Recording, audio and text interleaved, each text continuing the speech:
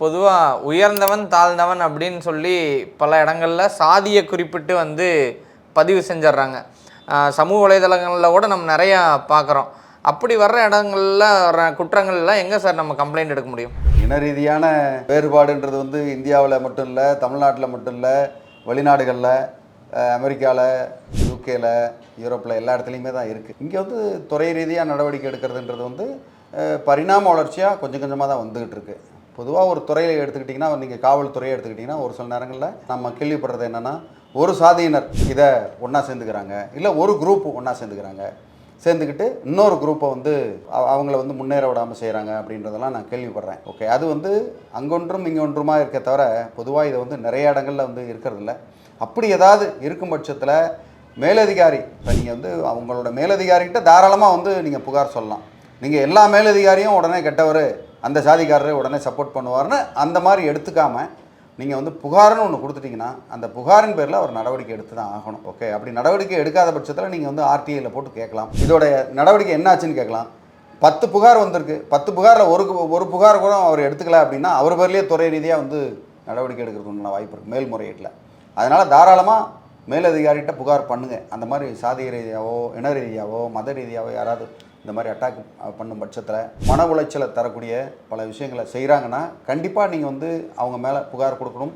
கொடுத்து ஒரு 10 பேர் புகார் கொடுத்தா தான் அந்த மாதிரி ஆட்கள்லாம் சரியாக வருவாங்க. அவங்க they will be compelled, அவங்க வேறு கட்டாயம் அவங்க நடவடிக்கை எடுத்தே ஆகணும் அப்படின்ற சட்டத்துக்குள்ளே வாங்க. அப்படி வரும்போது நீங்கள் பண்ணீங்க ஜனநாயக முறைப்படி நம்ம அவர் பேரில் நடவடிக்கை எடுக்க முடியும். சார், இப்போ இது காலங்காலமாக, அதாவது ஜென்ரேஷனாக இந்த பிரச்சனை மட்டும் தொடர்ந்துக்கிட்டே இருக்குது. ஒரு வக்கீலாக நீங்கள் எப்படி இருந்தால் நல்லா இருக்கும்னு நீங்கள் நினைக்கிறீங்க சார்? பொதுவாக காலங்காலமாக தொடர்ந்துகிட்டு இருக்குன்னு நம்ம சொல்கிறோமே தவிர கொஞ்சம் கொஞ்சமாக குறையுதுன்றதை நம்ம ஒத்துக்கிட்டு தானே வேணும். இப்போ சட்டங்கள் இன்னும் பிடி இறுகிக்கிட்டே போகும், மெல்ல மெல்ல மெல்ல பிடி இறுகிக்கிட்டே போகும். இருக இருக இருக ஸ்லோலி. ஆனால் எப்போதுமே ஒரு தவறு நடக்கும் இடத்துல நீங்கள் உடனே தட்டி கேட்கணும்.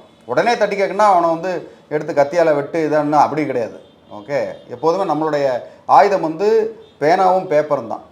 ஓகே, அந்த சட்ட ரீதியாக அவர் பேரில் என்ன நடவடிக்கை எடுக்க முடியுமோ அந்த நடவடிக்கை கண்டிப்பாக எடுக்கலாம். அதுக்கு வழக்கறிஞர்கள் எப்போதுமே பெரும்பான்மையாக உங்களுக்கு துணை நிற்பாங்க.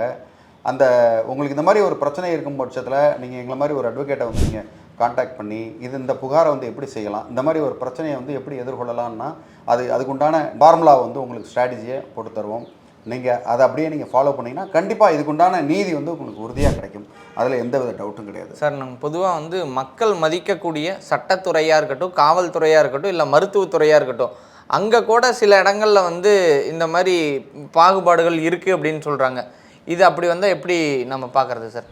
சட்டத்துறையில், மருத்துவத்துறையில் அண்ட் இன்னும் பல்வேறு துறைகளில் சொல்கிறீங்க. மக்கள் மதிக்கணும்னா எல்லா துறையும் தான் மக்கள் மதிக்கணும். வெறும் 4 துறையை மட்டும் கிடையாது, எல்லாமே தான் தேவை. அப்படி இருக்கும் பட்சத்தில் கண்டிப்பாக நீங்கள் புகார் கொடுக்கலாம் இது சம்மந்தமாக. அந்த மாதிரி இருக்கும்போது அது ரொம்ப கண்ணுக்கு தெரியாத ஏதாவது 1-2 இருக்கலாம், இல்லைன்னு நம்ம சொல்கிறதுக்கு ஒன்றும் இல்லை.